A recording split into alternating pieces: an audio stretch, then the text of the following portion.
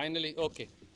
नमस्कार साथियों, आज भारतीय राष्ट्रीय कांग्रेस की इस विशेष पत्रकार वार्ता में आप सबका स्वागत है।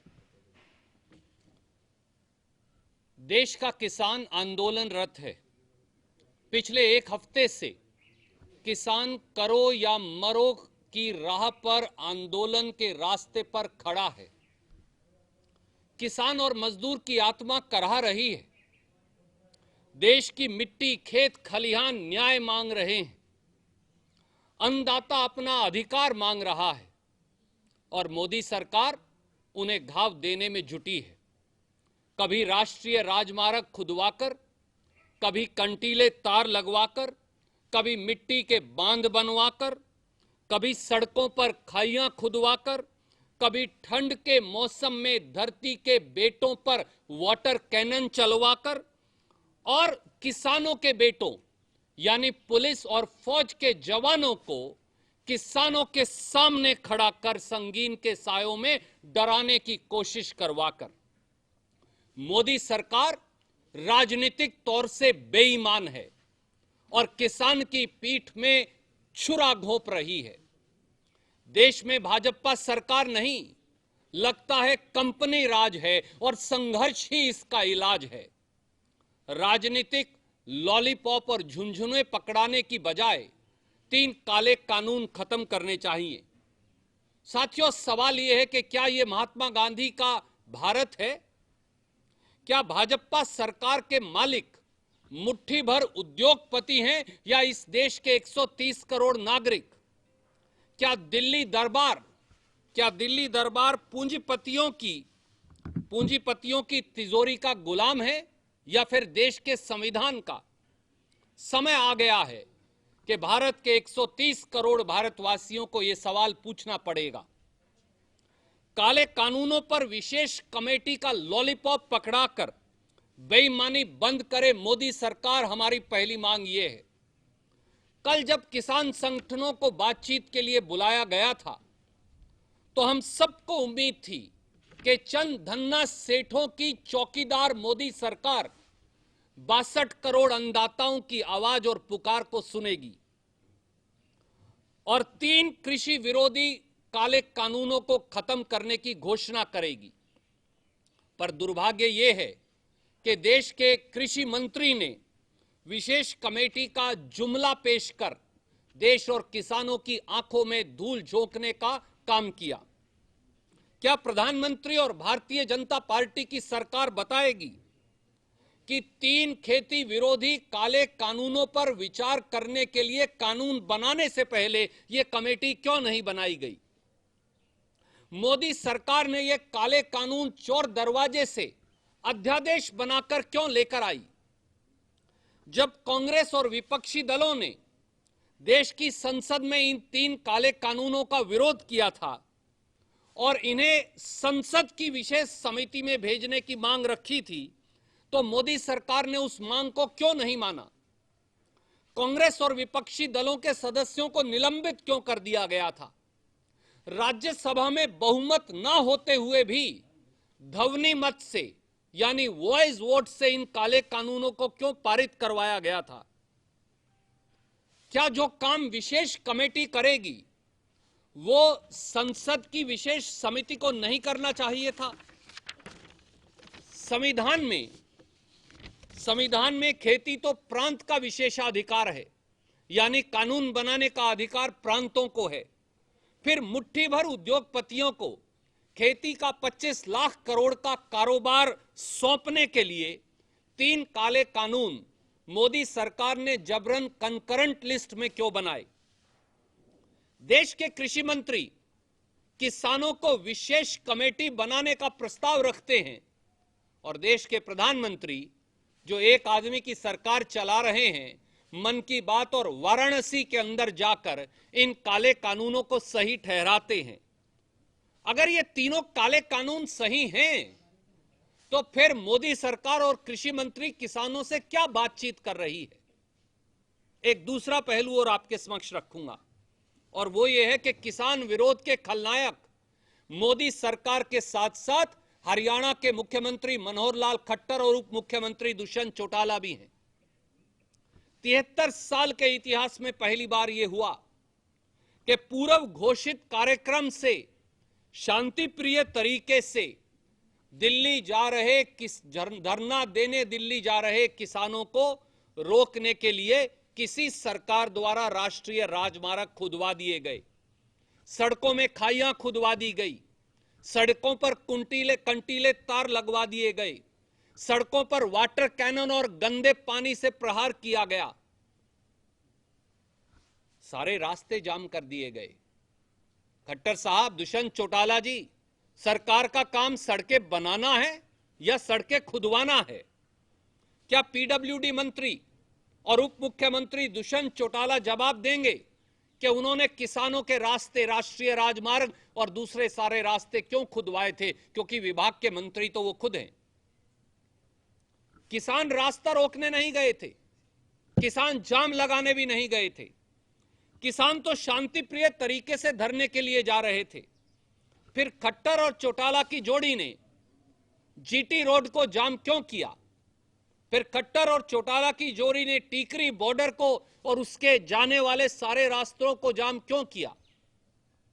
क्या इस गतिरोध से जो नुकसान हुआ, सुप्रीम कोर्ट कहती है कि जो नुकसान करेगा वो भरपाई करेगा, तो क्या इस जो गतिरोध से नुकसान हुआ, किसान को, बिजाई चल रही है उसको, इंडस्ट्री को, आम जनमानस को, इसके जिम्मेवार श्री मनोहर लाल खट्टर और दुष्यंत चौटाला नहीं।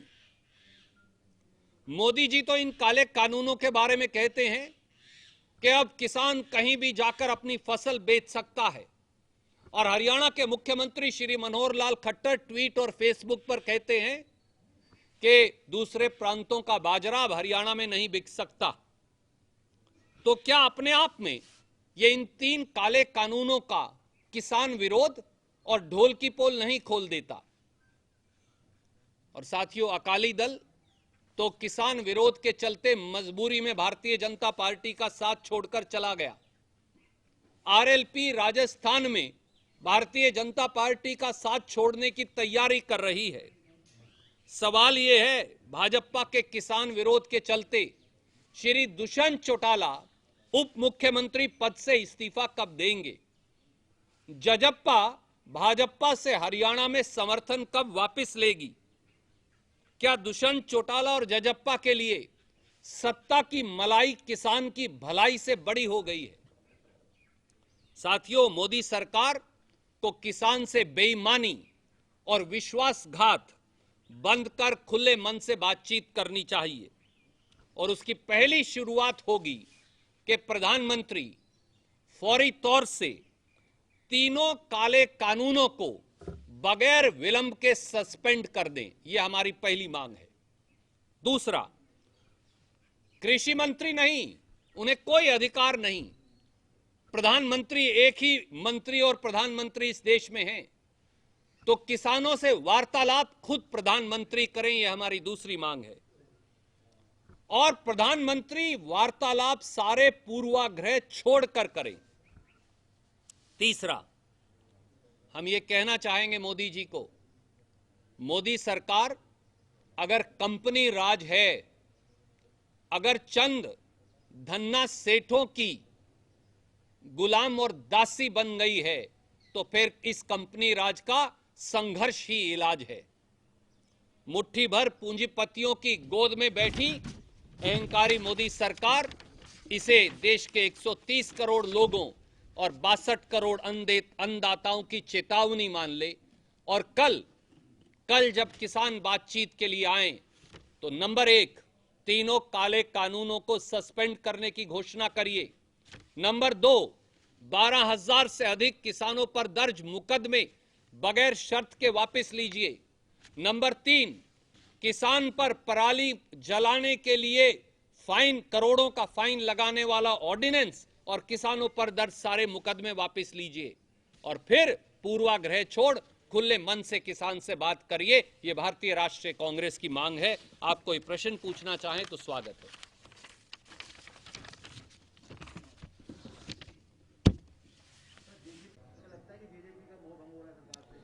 सत्ता की मलाई जरूरी है जजप्पा के लिए या किसान की भलाई?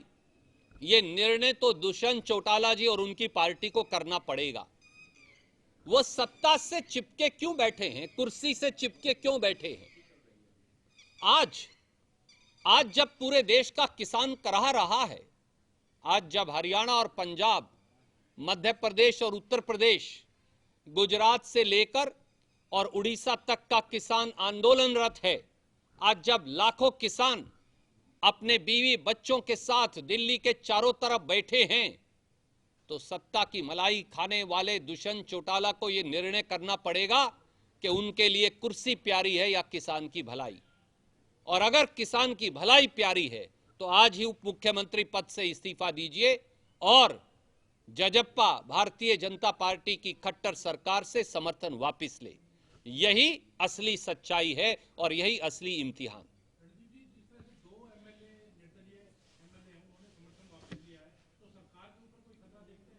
सबसे पहले तो मैं दोनों निर्दलीय विधायक जिन्होंने अंतरात्मा की आवाज सुनी, पीड़ित किसान की आह सुनी, धरती के बेटों की तकलीफ सुनी, खेत और खलिहान की आवाज सुनी और जुल्मी जाबर खट्टर सरकार से समर्थन वापस लिया, मैं उन दोनों विधायकों को मुबारकबाद भी देता हूं और उनके इलाके की जनता को भी मुबारकबाद देता हूं। उम्मीद है कि बाकी निर्दलीय विधायकों की भी आत्मा जागेगी और वो भी आगे बढ़कर ये साहसी निर्णय लेंगे। जहां तक सरकार का सवाल है, खट्टर सरकार के पास ना पहले बहुमत था ना आज बहुमत है। ये सरकार अल्पमत में जबरन जोर जबरदस्ती के आधार पर जनमत के विरोध में पहले भी बनाई गई थी और आज भी ये जनमत के विरोध में बनाई गई इलीगल अनकॉन्स्टिट्यूशनल सरकार है। जितना जल्दी खट्टर सरकार को चलता कर देंगे हरियाणा के 2.5 करोड़ लोग और हरियाणा के अन्नदाता, उतना ही सही है। और हरियाणा के जो विधायक साथी हैं जो आज सरकार के पक्ष में खड़े हैं, चाहे वो भारतीय जनता पार्टी के अंदर भी हों, उनको भी अपनी अंतरात्मा के अंदर झांककर सोचना चाहिए, वरना उनका राजनीतिक अस्तित्व भी मिट जाएगा।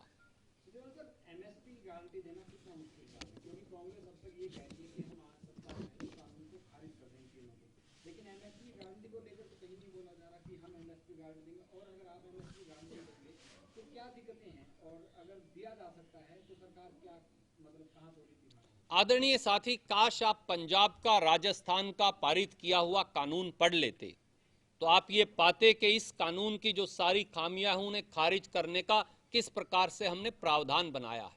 मैं आपको याद दिलाऊंगा, किसान को न्यूनतम समर्थन मूल्य प्रणाली कांग्रेस पार्टी ने शुरू की थी और उस न्यूनतम समर्थन मूल्य की गारंटी शुदा प्रणाली से किसान खुश है।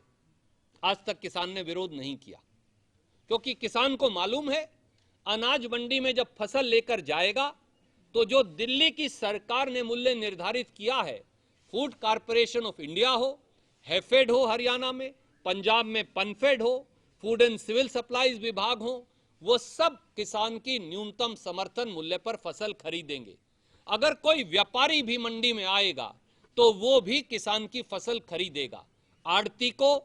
आड़ती को अपना कमीशन मिलेगा, मंडी मजदूर को, छानने वाले को, मुनीम को, कर्मचारी को अपनी तनख्वाह और पैसा मिलेगा मजदूरी का, और थोड़ा सा पैसा ग्रामीण विकास के अंदर रूरल डेवलपमेंट फंड के माध्यम से जाएगा। और यह पैसा किसान नहीं देता, यह पैसा खरीद एजेंसियां देती हैं। तो ग्रामीण विकास भी होता है और किसान को गारंटी शुदा कीमत भी मिलती है। मोदी जी अनाज मंडियां खत्म कर रहे हैं, उनका जो नया कानून है। जिस दिन अनाज मंडियां खत्म हो जाएंगी, आप बताइए, देश में कृषि सेंसस के मुताबिक 18-19 के 15 करोड़ किसान हैं। जब अनाज मंडी ही नहीं होंगी तो किसान को दिल्ली दरबार का न्यूनतम समर्थन मूल्य देगा कौन? क्या 15 करोड़ खेतों के अंदर जाकर फूड कॉर्पोरेशन ऑफ इंडिया न्यूनतम समर्थन मूल्य यानी एमएसपी दे सकती है? जवाब नहीं में। वो तो 42,000 देश की मंडियों से नहीं खरीदते, वो भी प्रांतीय सरकारें मदद कर खरीदती। तो ऐसे में एमएसपी की प्रणाली खत्म हो जाएगी और 5 बड़े इस देश के जो धन्ना सेठ हैं वो 25 लाख करोड़ का खेती की उपज का कारोबार पर कब्जा कर लेंगे। उसका सीधा नुकसान 2 और वर्गों को होगा। ये किसानों की लड़ाई नहीं। जो राशन की दुकान पर चावल, गेहूं, दाल, चीनी इत्यादि दिए जाते हैं गरीबों को, अनुसूचित जाति और पिछड़े वर्गों को, अपने आप वो भी खत्म हो जाएगा। जब सरकार कुछ खरीदेगी नहीं तो उनको राशन की दुकान पर सस्ता अनाज देगा कौन?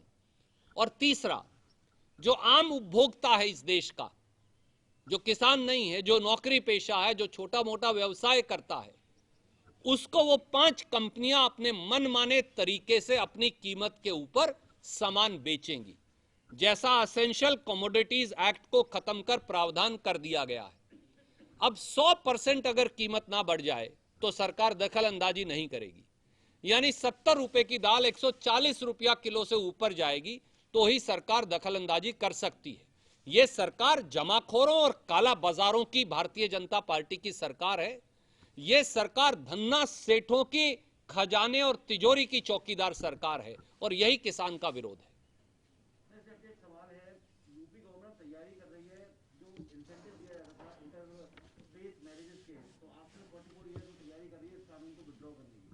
साथियों, उत्तर प्रदेश की सरकार वहां के गन्ना किसान का जो बकाया है, जो 9,000 करोड़ रुपया के करीब हो गया, वो क्यों नहीं देते आदित्यनाथ जी?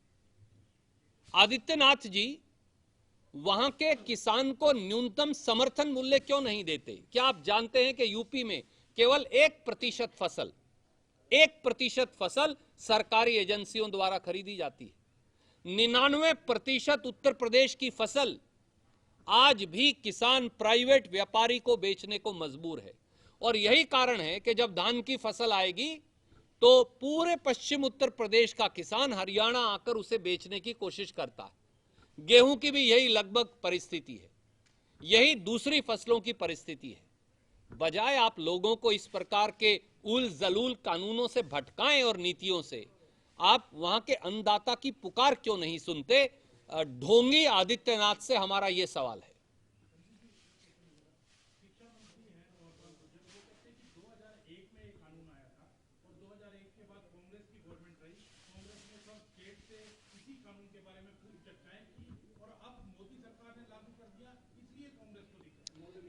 आदरणीय मित्र, अगर कोई अंधा हो जाए, शिक्षित होकर अशिक्षित हो जाए, अगर कोई सूरज की रोशनी को अंधकार कहना शुरू कर दे, तो मैं यही कहूंगा कि ईश्वर उन्हें सद्बुद्धि दे। कानून बनाए मोदी जी, कानून पारित करें मोदी जी, अध्यादेश लाएं मोदी जी, संसद में बगैर चर्चा करवाएं कानून पारित करवाएं मोदी जी, राज्यसभा में बहुमत ना होते हुए भी ध्वनि मत से जबरन कानून पास करवाएं मोदी जी, और जिम्मेवार कांग्रेस। भगवान उनको सद्बुद्धि दे, मैं केवल हाथ जोड़कर यही प्रार्थना करूंगा। धन्यवाद।